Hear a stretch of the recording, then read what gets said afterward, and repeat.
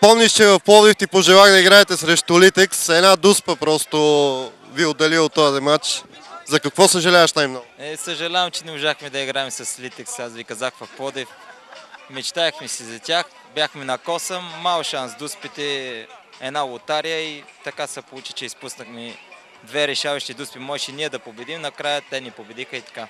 Все пак поздравления, направихте страхотен турнир. До година ще участвате ли? Ми живи и здрави, ако се събираме момчета, така мисля пак да участваме на Ариана.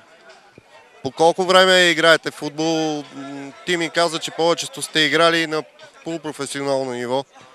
Има 3-4 момчета сме играли в професионален футбол, малко в Б група. Има Анастас Петров, всеки го знае, в професионален футбол игра в А група доста години. Другите сме повече от школата на Хебър и си играем вторник и четвъртък на такова изкуствено игрище в Пазарик и общо взето си поддържаме.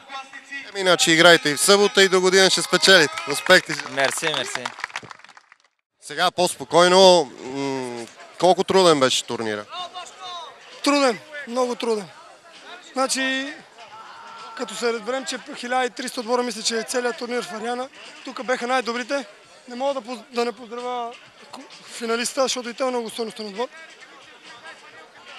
Кажи нещо повече за вашия отбор. Колко пъти играете седмично? Какви хора сте? Да не ви кажа, ние не се събираме от мач на мач, защото през другото време, като се събираме, много се караме и затова гледаме по-далечко да сме един от друг. Иначе играем от доста време заедно. 3-4 години сме момчетата. Не ви ли е мъчно, че футбол в Благоевград, професионалният футбол просто се... Професионалният футбол не само в Благоевград и в другите югозападен район.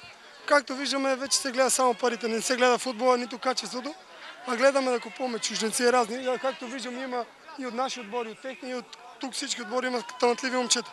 Разбрах, че има един баз във вашия отбор. Какво ще се случи след?